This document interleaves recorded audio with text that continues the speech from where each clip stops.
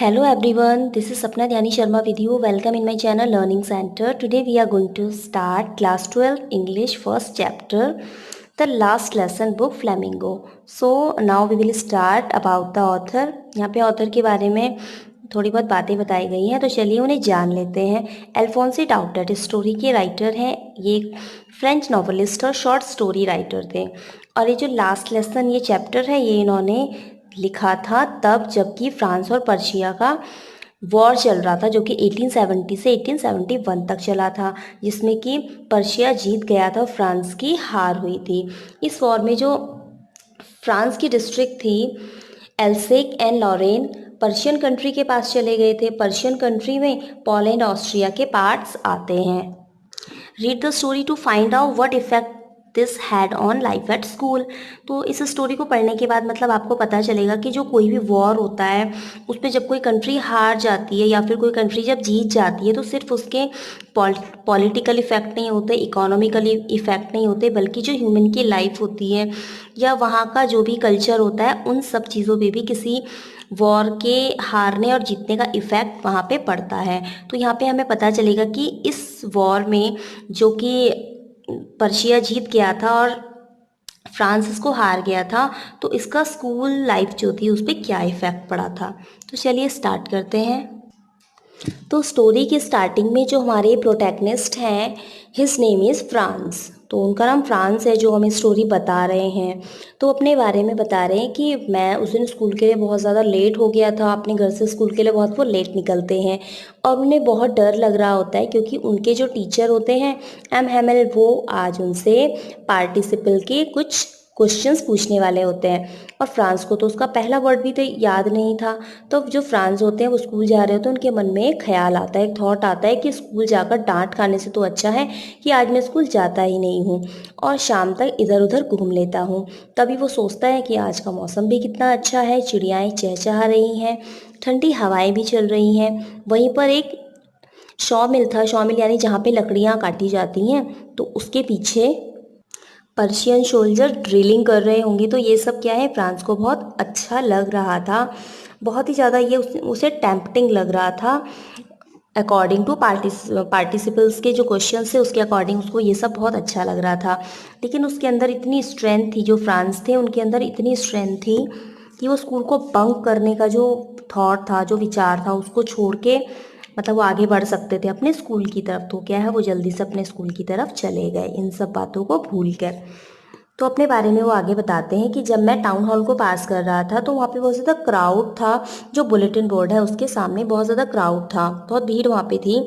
तो फिर वो आगे बताते हैं कि for the last 2 years all over bad news had come from there. वो बताते हैं कि पिछले 2 सालों से जो भी बैड न्यूज़ थी वो बुलेटिन बोर्ड या जो नोटिस बोर्ड था उसी के थ्रू हमें मिल रही थी, जैसे कि द लॉस्ट बैटल, युद्ध में हार जाना, the draft, the orders of commanding officers. तो ये जो सारी न्यूज़ थी, जो बैड न्यूज़ हुआ करती थी, वो इसी बुलेटिन बोर्ड के थ्रू हमें मिलती थी। And I thought to myself without stopping, मतलब बिना रुके वो अपने मन में सोच रहे थे, what can be matter now, कहते हैं अब क्या मुसीबत हो गई होगी या फिर अब ऐसा कौन सा नया मैटर हो गया होगा कि यहाँ पे इतना क्राउड है। और इसके बाद जब वो अपने स्कूल की तरफ तेजी से जा रहे होते हैं तो तभी एक ब्लैक स्मिथ जिसका नाम होता है कि जिसका नाम होता है वॉक्टर, तो वो उन्हें मिलता है जो कि अपने अप्रेंटिस के साथ होता है। तो वो फ्रांस को अपनी तरफ बुलाता है और कहता है कि फ्रांस इतनी जल्दी मत जाओ, अभी तुम्हारे पास बहुत टाइम है और स्कूल तो तुम पहुंच ही जाओगे, पहले यहाँ पे आके जो यहाँ पे न्यूज़ है बुलेटिन बोर्ड पे उसको पढ़ लो। लेकिन फ्रांस वहाँ से चले जाते हैं। उन्हें लगता है कि वॉक्टर उनका मजाक उड़ा रहे हैं क्योंकि वो तो ऑलरेडी स्कूल के लिए लेट हो गए होते हैं और वॉक्टर बोल रहे होते हैं कि तुम आराम से स्कूल जाना, स्कूल तो तुम पहुँच ही जाओगे। तो फ्रांस को लगता है कि शायद वॉक्टर उनका मजाक उड़ा रहे हैं और वो जल्दी से वहाँ से चले जाते हैं और वो एक ही सांस में एम के गार्डन तक पहुँच जाते हैं। तो यूजुअली क्या होता है, जब स्कूल स्टार्ट हो रहा होता है, अदर डेज़ की बात बताते हैं फ्रांस, तो जो स्कूल स्टार्ट होता है जब, तो उस टाइम पे बहुत ज़्यादा बस्टल हसल बजल वहाँ पे होता है, बहुत ज़्यादा नॉइज़ होता है, इतना नॉइज़ होता है कि वो बाहर सड़क तक सुनाई देता है। और डेस्क को खोलने का, बंद करने का, लेसन को रिपीट करने का वेरी लाउडली बहुत ज़्यादा नॉइज़ आ रहा होता है। With our hands over our ear and stand better, and the teachers great ruler rapping on the table. तो इन सब का जो है बहुत ज़्यादा नॉइज़ आ रहा होता है, लेकिन आज क्या है, सब कुछ बहुत ज़्यादा शांत होता है। तो फ्रांस को बहुत हैरानी होती है, जबकि अक्सर जो वो जब वो लेट हो जाया करते थे तो वो इन सब चीज़ों का, शोरगुल का बहुत फ़ायदा उठाते थे। वो इस शोरगुल के बीच में चुपके से क्लास के अंदर चले जाते थे और किसी का भी ध्यान उनकी तरफ नहीं जाता था। लेकिन आज क्या है, बिल्कुल डिफरेंट लग रहा था। मतलब आज ऐसा लग रहा था जैसे कि वो संडे का दिन हो या संडे की मॉर्निंग हो। उस दिन बिल्कुल शांत था। तो जब उन्होंने विंडो से अंदर देखा क्लास के अंदर, तो उनके जो क्लासमेट थे वो ऑलरेडी अपनी सीटों पे बैठे थे, और जो मिस्टर हैमिल थे वो अप एंड डाउन, उनकी जो स्टिक थी उसको अपनी आर्म में दबा के वो इधर उधर ऊपर नीचे घूम रहे थे। तो उसके बाद I had open the door, उन्होंने डोर ओपन किया जिससे कि वो अंदर जा सकें। और इसके बाद उन्होंने, मतलब जब देखा अंदर, तो फ्रांस बहुत ज़्यादा डरे हुए थे। मतलब उनको बहुत डर लग रहा था कि आज क्या है, क्लास बिल्कुल शांत है, कहीं एम हेमल मुझे डांटे ना लेट आने के लिए। लेकिन अंदर कुछ भी नहीं हुआ। M Hamel saw me and said very kindly, M Hamel ने मुझे देखा और बहुत ही काइंडली होकर उन्होंने कहा, go to your place quickly little France. उन्होंने कहा कि लिटिल फ्रांस, तुम क्या है, जल्दी से अपनी सीट पे चले जाओ। We were beginning without you, हम क्या है तुम्हारे बिना ही स्टार्ट करने वाले थे। तो मैंने क्या है फटाफट से जंप किया और मैं अपनी सीट पे जाके बैठ गया। और मेरा जब थोड़ा सा डर कम हुआ तो मैंने देखा कि जो मेरे टीचर हैं एम हेमल, उन्होंने ब्यूटीफुल सा ग्रीन कलर का कोट पहना है और फ्रिल शर्ट पहनी है और ब्लैक कलर की सिल्क कैप पहनी है जो कि पूरी एम्ब्रॉयडेड है। तो इसके बाद मतलब उन्हें यकीन नहीं हो रहा था कि क्योंकि अक्सर ऐसा हुआ करता था कि ऐसी ड्रेसेस, इस टाइप के जो कपड़े हैं एम हेमल किसी प्राइज डेज पे या कोई स्पेशल जो डे होता था उस दिन पहनते थे, और आज नॉर्मल डे में उन्होंने इस तरह की ड्रेस पहनी थी। तो बहुत ज़्यादा फ्रांस को स्ट्रेंज लग रहा था ये सब। लेकिन एक और चीज़ फ्रांस को बहुत ज़्यादा सरप्राइज लगी। On the back benches that were always empty, जब मतलब उन्होंने अपने पीछे देखा तो पीछे की जो बेंचेस थी वो अक्सर खाली रहा करती थी, वहाँ कोई नहीं बैठता था। The village people sit in quietly like our self, लेकिन वहाँ पे क्या है, गाँव के जो लोग थे वो बिल्कुल क्वाइटली बैठे थे, चुपचाप बैठे थे। ओल्ड हाउसर थे with his three cornered hat उन्होंने पहनी थी। द फॉर्मर मेयर थे, फॉर्मर पोस्ट मास्टर थे, एंड सेवरल अदर बिसाइड्स। तो इतने सारे लोग वहाँ पे बैठे थे और हर कोई क्या है, सैड लग रहा था, हर किसी का चेहरा उतरा हुआ था। और जो एक हाउसर था उसने अपने पास एक ओल्ड प्राइमर बुक होती है, यानी जो बहुत मतलब एक जो बेसिक जो एजुकेशन स्टार्ट करने के लिए जो बुक ली जाती है उसे प्राइमर बुक कहा जाता है। मतलब जिस बुक से अक्षर ज्ञान लिया जाता है उसे प्राइमर बुक कहा जाता है। तो उन्होंने वो जो बुक है अपनी नीज़ पर रखी थी और अपने स्पेक्टिकल्स क्या है उसके पेजेस के अंदर रखे हुए थे। तो ये सब देख के फ्रांस को बड़ी हैरानी हुई। फ्रांस और भी ज़्यादा हैरान हो जाते हैं जब एमएमएल अपनी जगह से उठते हैं और अपनी जेंटल वॉइस में, ग्रेव एंड जेंटल वॉइस में, जैसे कि वो और दिन हमेशा यूज़ किया करते थे बच्चों के लिए, तो वो कहते हैं कि मेरे प्यारे बच्चों, ये मेरा आखिरी लेसन है जो मैं आपको देने जा रहा हूँ, और ये ऑर्डर बर्लिन से आया है कि अब आपके स्कूल में सिर्फ जर्मन ही पढ़ाई जाएगी। एल्सेक और लॉरेन के स्कूल में कल तुम्हारा नया मास्टर आ जाएगा और वो तुम्हें फ्रेंच नहीं पढ़ाएगा बल्कि जर्मन पढ़ाएगा। तो आगे एम हेमल कहते हैं, this is your last French lesson, I want to be you very attentive. तो कहते हैं कि तुम्हारा लास्ट फ्रांस चैप्टर है, लेसन है, और मैं चाहता हूँ कि आप क्या है बहुत ही ज़्यादा अटेंटिव रहें इसके लिए। ये सुनकर फ्रांस बहुत ही शॉक्ड हो जाता है और सोचता है कि अच्छा, तो ये खबर थी बुलेटिन बोर्ड पर जहाँ पे इतनी भीड़ लगी हुई थी उसे पढ़ने के लिए। और वो बहुत शॉक टोन में कहता है कि क्या ये उसका लास्ट लेसन है? उसे तो अभी फ्रेंच लैंग्वेज लिखना भी नहीं आता, उसे ठीक से बोलना भी नहीं आता, और उसे ये पढ़ना छोड़ना होगा। तो वो बहुत ही ज़्यादा उदास हो जाता है। फ्रांस बहुत ही बैड फील कर रहा होता है। वो सोचता है अपने मन में कि काश उसने अपने लेसन को ध्यान से पढ़ा होता, अपना टाइम वेस्ट ना किया होता। बर्ड्स और रिवर के अक्रॉस बैठने से अच्छा होता कि पहले जो बुक्स उन्हें वेस्ट लगती थी आज उसे उसे बहुत हैवी लगती थी उठाने में, जिसमें उसकी ग्रामर की बुक और हिस्ट्री ऑफ सेंट्स आती थी, अब उसे वो अपने पुराने दोस्तों जैसी लग रही थी जिसे वो छोड़ना नहीं चाह रहा था।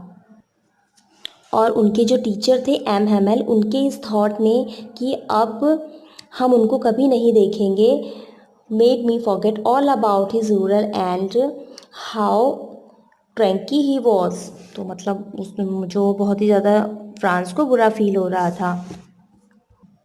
तो फ्रांस को अब समझ में आता है कि अच्छा इसलिए एमएमएल ने आज इतने अच्छे कपड़े पहने हैं क्योंकि ये उनका लास्ट लेसन है, इसलिए क्लास की आखिरी बेंच पर इतने सारे विलेजर्स आके बैठे हैं। तो ये सब बातें फ्रांस को अब समझ में आने लगी थी।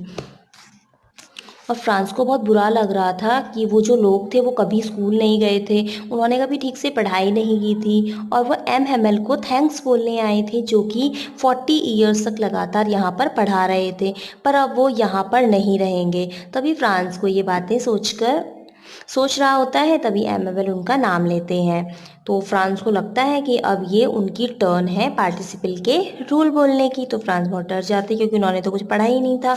तभी वो हमें बताते हैं कि उन्होंने पूरी कोशिश की कि वो बिना रुकावट के रूल्स बोल पाएँ, लाउडली पार्टिसिपल के रूल बोल पाएँ, पर पहले ही वर्ड में वो मिक्सअप हो जाते हैं, मतलब आगे वो कुछ बोल ही नहीं पाते हैं और अपनी ही जगह पर वो चुपचाप खड़े हो जाते हैं। वो पार्टिसिपल के रूल्स नहीं बोल पा रहे थे, उनका दिल ज़ोरों से धड़क रहा था और ऊपर देखने की हिम्मत भी नहीं कर पा रहे थे। वो सिर झुकाकर वहीं खड़े हो गए। तभी एमएमएल कहते हैं कि फ्रांस, मैं तुम पर नहीं चिल्लाऊंगा, पर तुम्हें बुरा लगना चाहिए। अब देखो क्या हो गया है, तुम हर दिन अपने आप से कहते थे कि तुम्हारे पास काफ़ी टाइम है, तुम आगे पढ़ लोगे, जो भी तुम्हारा काम है वो तुम आगे कर लोगे, तुम्हारे पास काफ़ी टाइम है, तुम हमेशा यही सोचते थे मैं कल इसे याद कर लूँगा। पर अब देखो तुम कहाँ पर आ गए हो और अब तुम्हारे पास बिल्कुल भी टाइम नहीं है। एलसेक के लिए ये बहुत बड़ी दिक्कत है और कल से अब तुम ये पढ़ भी नहीं पाओगे, और कल जो लोग तुम्हें रूल करने के लिए यहाँ पर आएंगे उनके पास ये पूरा राइट है कहने का कि तुम कहते हो कि तुम फ्रेंचमैन हो, पर तुम फ्रेंच बोल भी नहीं पाते हो ठीक से और न ही लिख पाते हो, जो कि तुम्हारी खुद की लैंग्वेज है। तो तुम फ्रेंचमैन कैसे हुए बताओ। फिर एमएमएल कहते हैं कि फ्रांस, तुम इतने भी बुरे नहीं हो, इसमें हमारी भी क्या है बहुत बड़ी गलती है।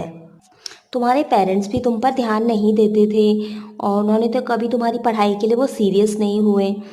और इसके बाद एमएमएल कहते हैं कि तुम पढ़ रहे हो या नहीं, वो तो चाहते थे कि तुम फार्म में जाकर काम करो, फार्म में जाके वर्क करो, मिल्स में जाकर वर्क करो, ताकि तुम थोड़े से एक्स्ट्रा पैसे अर्न कर पाओ। और मैं भी क्या है तुम्हें ब्लेम करने मतलब मैं भी क्या है ब्लेम करने के लायक हूँ, क्योंकि मैं भी तुम्हें कभी कभी अपने गार्डन में फ्लावर्स को पानी देने के लिए भेज देता था। मतलब इसमें मेरी भी गलती है, मुझे भी क्या है तुम ब्लेम कर सकते हो। Instead of learning your lesson, मतलब जब आपको पढ़ना चाहिए था उस टाइम पे क्या है मैं अपने गार्डन में फ्लावर्स को पानी देने के लिए आपको भेज देता था। And I wanted to go fishing, तो जब मैं फिशिंग के लिए जाना चाहता था तो मैं क्या है तुम्हें उस दिन हॉलीडे दे देता था। तो क्या है इसमें मेरी भी बहुत बड़ी गलती है।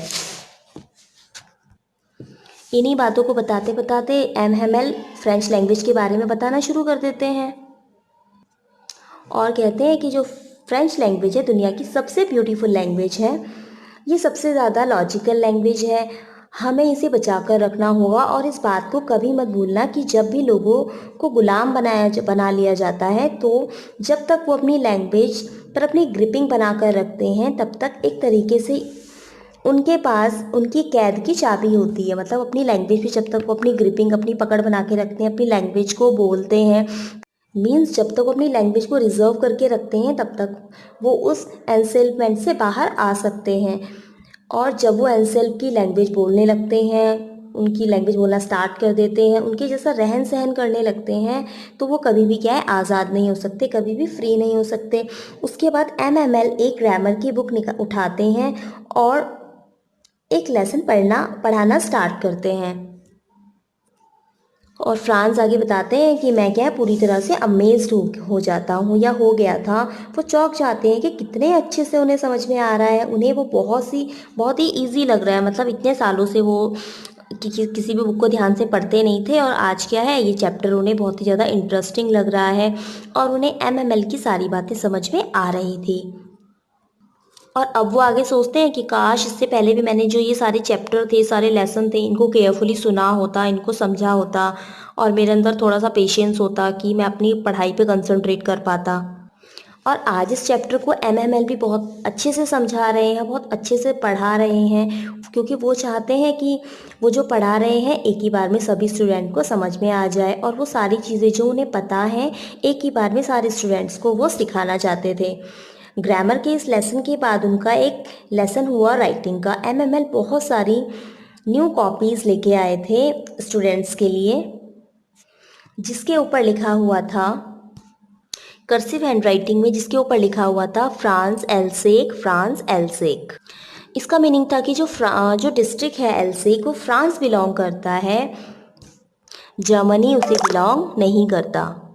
और वो जो सारी कॉपीज़ थी वो फ्रांस को छोटे छोटे फ्लैग लग रही थी, जो कि फ्लैग्स लग रहे थे उसे, और जो उनकी बेंचेस पर लगे थे वो पूरी क्लासरूम में लहरा रहे थे, ऐसा फ्रांस को लग रहा था। और ये जो फ्लैग्स थे एक रॉड की हेल्प से उनकी डेस्क पे लगे हुए थे। तब पूरी क्लास बहुत ही ज़्यादा शांत हो जाती है और सिर्फ एक ही टाइप की आवाज़ उन्हें सुनाई देती है, वो थी पेन से लिखने की आवाज़, जो स्क्रैचिंग की आवाज़ होती है, सिर्फ वो ही आवाज़ आ रही थी। बाकी इसके अलावा जो पूरी क्लास थी वो पूरी की पूरी शांत थी। इवन वो हमें बताते हैं कि इससे पहले जो यूजुअली जो नॉर्मल डेज हुआ करते थे, उनकी क्लास में कोई इंसेक्ट आ जाता था तो पहले सभी क्लासमेट चिल्लाने लगते थे, पर आज सभी शांत थे, कोई भी उनकी तरफ ध्यान नहीं दे रहा था। यहाँ तक कि कबूतर ऊपर बैठे होते थे वो भी बड़े शांत, मतलब आज बैठे हुए थे। मतलब आज का कुछ माहौल ही ऐसा था कि जो पिजन बैठे थे वो भी बड़े शांत बैठे थे, और ऐसा लग रहा था कि वो भी बड़े ध्यान से सारे लेसन्स को सुन रहे हैं एम हेमेल के। तभी क्या है, फ्रांस अपने आप से कहते हैं कि क्या ये जर्मन लोग इन कबूतरों को भी जर्मन में सिंग करना सिखाएंगे। मतलब फ्रांस अपने आप से कहते हैं कि ये जो पिजन यहाँ पे बैठे हैं, तो जो लोग हैं ये इन पिजन्स को भी क्या है जर्मन में गाना गाना सिखाएंगे। तो जब फ्रांस अपनी कॉपी में लिख रहे होते हैं तभी उनकी नज़र एमएमएल पर पड़ती है, जो कि बिल्कुल मोशनलेस अपनी चेयर पर बैठे हुए होते हैं और वो पूरी क्लास को बहुत ही ध्यान से देख रहे होते हैं, जैसे कि वो पूरी क्लास को अपने दिमाग में कैद कर लेना चाहते हैं, पूरी क्लास को अपने दिमाग में कैद करने की कोशिश कर रहे हैं, क्योंकि उन्होंने इस क्लास में 40 ईयर्स बिताए हैं और उनका एक गार्डन भी था यहाँ पे, और उस क्लास की विंडो से वो गार्डन दिखता भी था। सिर्फ एक ही चीज़ उस क्लास में बदली थी, वो थी बेंचेस, वो काफ़ी पुरानी हो गई थी, बाकी उस क्लास में कुछ नहीं बदला था, इसी कारण वो स्मूथ हो गई थी, बेंचेस पुरानी हो गई थी इसलिए स्मूथ हो गई थी। वॉलनट के ट्रीज़ थे गार्डन में, वो क्या है बड़े हो गए थे। जो होप वाइन थी वो क्या है, जो एम हेमल थे उन्होंने उनको खुद प्लांट किया था, वो क्या है बड़ी हो गई थी, और वो बड़ी होके विंडोज़ तक आ गई थी, विंडो की मतलब से ऊपर जो छत थी वहाँ तक वो होप वाइन पहुँच गई थी। ये होप वाइन थी, ये एमएमएल ने खुद लगाई थी। इनको देखकर एमएमएल का दिल कितना टूट रहा होगा, ऐसा फ्रांस अपने मन में सोच रहे थे कि वो इन सबको छोड़कर जा रहे हैं या वो अगले दिन इन सबको छोड़कर चले जाएंगे। तभी उन्हें इनकी सिस्टर की आवाज़ आ रही होती है, जो कि एक रूम में बैग्स को पैक कर रही होती है, क्योंकि उन्हें अगले दिन इस शहर को छोड़कर जाना था। और जब उन्होंने राइटिंग का लेसन जो था वो ख़त्म हुआ हिस्ट्री का, तभी उन्हें बैक बेंचेस से कुछ बेबीज़ की आवाज़ आने लगी, और तभी जो ओल्ड हाउसर थे वो अपने स्पेक्टिकल्स को पहनते हैं, उन्हीं के साथ लेटर्स को बोलना शुरू कर देते हैं, और उनकी आंखों में भी आंसू आ गए थे, उनकी आवाज़ भी डगमगा रही थी उनके इमोशंस के कारण। और फ्रांस को ये सब फ़नी भी लग रहा था सुनने में कि कैसे वो हंस रहे हैं और रो रहे हैं एक साथ, तो फ्रांस को ये सब बहुत फ़नी लग रहा था, और वो सोचते कि उन्हें ये सब कितने अच्छे से याद हो गया है, और उनका ये आखिरी लेसन था। तभी चर्च की जो क्लॉक होती है उसमें 12 बजने की आवाज़ आती है, और उसी टाइम पर जो पर्शियन शोल्डर्स जो कि मार्च करके वापस आ रहे होते हैं, उनके ट्रम्पेट्स की आवाज़ भी उन्हें आने लगती है विंडोज़ से। तभी एमएमएल चेयर को उठते हैं, और वो उठते हैं तो फ्रांस को वो बहुत ही ज़्यादा ग्रेट लग रहे होते हैं। एमएमएल कहते हैं कि मेरे दोस्तों, और इतना कहते ही अटक जाते हैं, मतलब वो आगे नहीं बोल पाते हैं, वो कुछ कह नहीं पाते हैं। इसलिए वो एक चौक उठाते हैं और ब्लैक बोर्ड पर लिखते हैं, और जितने बड़े अक्षरों में वो लिख सकते थे वो लिखना शुरू करते हैं। वीवा ला फ्रांस, यानी लीव लॉन्ग फ्रांस। फ्रांस क्या है, बहुत ज़्यादा जिए, या लीव लॉन्ग, उसकी जो लाइफ है वो बहुत ज़्यादा लंबी हो। इसके बाद वो दीवार के सहारे खड़े हो जाते हैं और बिना कोई शब्द कहे अपने हाथों से इशारा करते हैं कि क्लास ख़त्म हो गई है, अब आप जा सकते हैं। यहाँ पे हमारी स्टोरी हो गई है कंप्लीट, और ये वीडियो आपको कैसा लगा? अगर वीडियो अच्छा लगा तो वीडियो को लाइक करें। अगर आप ऐसे वीडियो आगे देखना चाहते हैं तो प्लीज़ चैनल को सब्सक्राइब करें।